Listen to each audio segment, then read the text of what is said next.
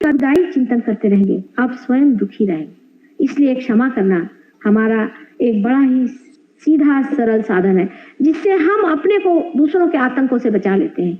ये एक बड़ा भारी साधन ईसा मसीह ने दिया। ईसा मसीह के पास वो शक्तियां हैं, मैंने आपसे कहा कि जिसमें 11 रुद्र बसे हुए, लेकिन उन्होंने अपने को क्रॉस पे टांग लिया, क्रूस पे टांग लिया।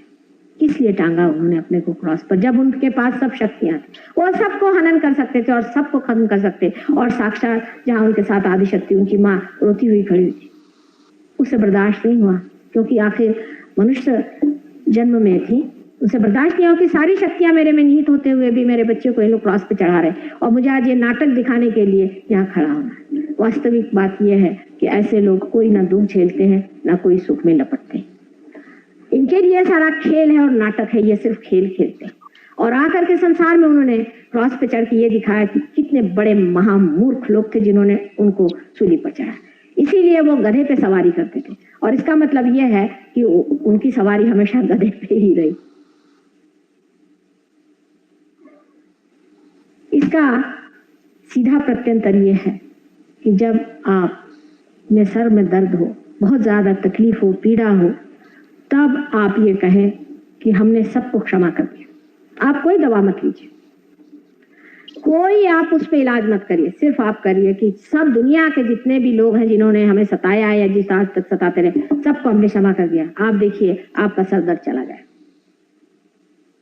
विशेषकर सहयोगी जो कि इस कुंडलिनी शक्ति से प्रज्वलित हैं, उनके लिए तो इतने जल्दी काम होता है, क्योंकि आपके अंदर क्षमा स्वरूप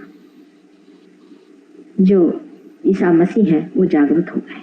अब देखिए कि इनकी जो जगह है आज्ञा चक्र पे है। आज्ञा चक्र हमारे अंदर जो ऑप्टिक चाइज्मा है, जहां हमारी आंखों की दोनों नर्व्स क्रॉस करती हैं, उस जगह बीचों बीच एक पॉइंट है। अभी इतना सूक्ष्म है कि डॉक्टर लोग इसे नहीं देख सकते, लेकिन वहां पर एक बड़ा ही सूक्ष्म सा दरवाजा है। इसीलिए उन्होंने कहा था कि आई एम द डोर। ये इतना अति सूक्ष्म दरवाजा है कि इससे अंदर से गुजरने के लिए ईसा मसीह जैसे व्यक्ति को इस संसार में आकर के गुजरना पड़ा, क्योंकि हमारे अहंकार की वजह से हमने उनको मारा, क्योंकि हम बर्दाश्त नहीं कर पाए कि कोई इंसान भगवान बन के कैसे आया है, कोई इंसान बन करके कहता है कि मैं भगवान हूं। ये मनुष्य बर्दाश्त नहीं कर पाता है, और इसीलिए उसने उसको मारा था। उन्होंने कौन सी बुराई की थी? उन्होंने दुनिया भर के लोगों को अच्छा किया, दुनिया भर को अच्छी बातें सिखाई, सबको सिखाया कि तुम कायदे से चलो, अच्छे से चलो, अपने जीवन को सुव्यवस्थित बना। उन्होंने प्रेम की भाषा अपने आप करते रहे, और हमने उन्हें द्वेष और तकलीफ और परेशानियां दी।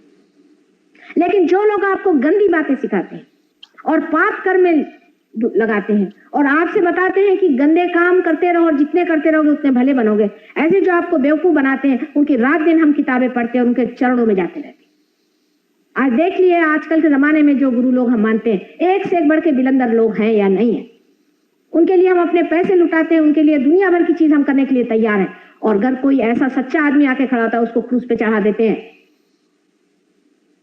इस तरह के महामूर्ख अहंकारी लोगों को एक बहुत बड़ा लेसन देने के लिए, उनको एक बड़ी भारी शिक्षा देने के लिए स्वयं साक्षात परमेश्वर ने संसार में अपने इकलौते एक बेटे को भेजा और उसको आपने क्रॉस पे चढ़ा दिया। या आपके अकल के नमूने देखिए जो आपने तारे तोड़े हुए, और इसी प्रकार आप हर बार करते आए। पहले कोई भी इनकारनेशन आया तो इसी प्रकार मनुष्य करता गया और हमेशा सत्य से भागता, असत्य को पकड़ता गया और सत्य से भागता रहा। आज मैं सुनती हूँ लोग शिरडी बहुत जाते हैं, हालांकि अब वहां से साईनाथ उठ गए, वहां इतनी गंदगी कर रखी, वहां नहीं। लोग शिरडी जा रहे हैं।